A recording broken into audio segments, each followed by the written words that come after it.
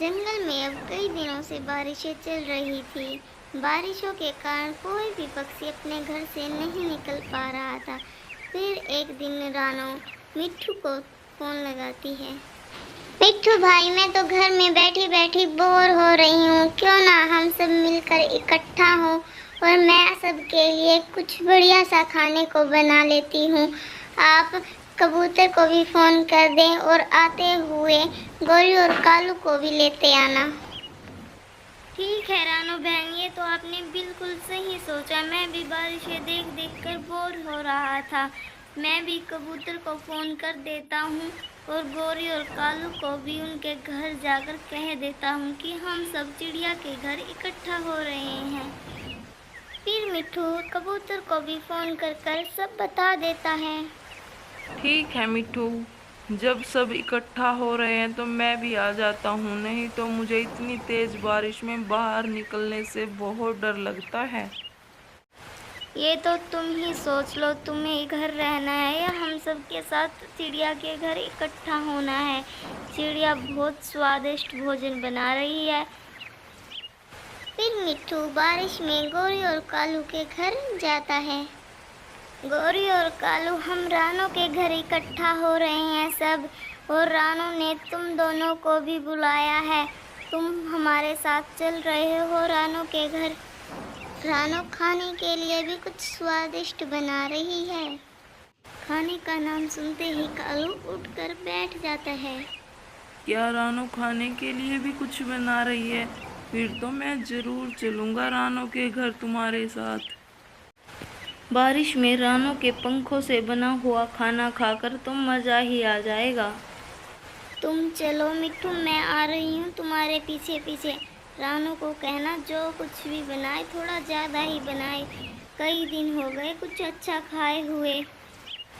ठीक है, मैं जा रहा हूँ रानू के पास, तुम भी आ जाओ, कबूतर भी आता ही होगा। फिर कबूतर और मिट्ठू रानू के घर चले जाते हैं। कबूतर भाई, क्या गोरी और कालू नहीं आ रहे? आपने उनको नहीं बताया कि हम सब मेरे घर इकट्ठा हो रहे हैं और मैं सबके लिए खाना बना रही हूँ। रानू ऐसा बोल ही रही थी कि तभी गोरी आ जाती है। रानू बहन, ऐसा हो सकता है कि आप हमें बुलाओ और हम ना आए। कालू तो गुड़िया के पास ही बैठ गया, कह रहा था कि मैं खाने के पास गया तो खाना देख देख कर मुझे और ज़्यादा भूख लग जाएगी, तुम यहीं ले आओ मेरा खाना। कबूतर और मिट्ठू भाई, आप दोनों भी कालू और गुड़िया के पास जाकर बैठ जाओ, खाना बन जाएगा तो हम दोनों आप सबके लिए ले आएंगे। फिर कबूतर और मिट्ठू भी कालू के पास चले जाते हैं। रानू बहन, इन राजमा चावल से तो ऐसी खुशबू आ रही है जैसे मेरी माँ बनाती थी बचपन में। मुझे मेरी माँ के पंखों के राजमा चावल बहुत अच्छे लगते थे। मैंने भी ये राजमा चावल अपनी माँ से ही बनाना सीखा है। यार कबूतर मिट्ठू, कितनी देर लगेगी अब खाना बनने में? खुशबू तो इतनी अच्छी आ रही है कि सारा खाना मैं ही खा जाऊंगा। इतनी भूख बढ़ गई है मेरी। आए बड़े सारा खाना खाने वाले, हम सब क्या तुम्हें देखने के लिए यहाँ इकट्ठा हुए हैं?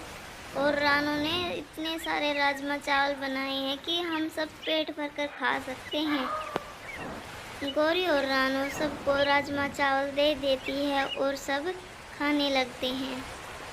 रानो बहन, मज़ा ही आ गया तुम्हारे पंखों के राजमा चावल खाकर। कई दिन हो गए थे अच्छा खाना खाए हुए। खाना खाते खाते उन्हें इतनी देर हो गई थी कि अब रात हो गई थी।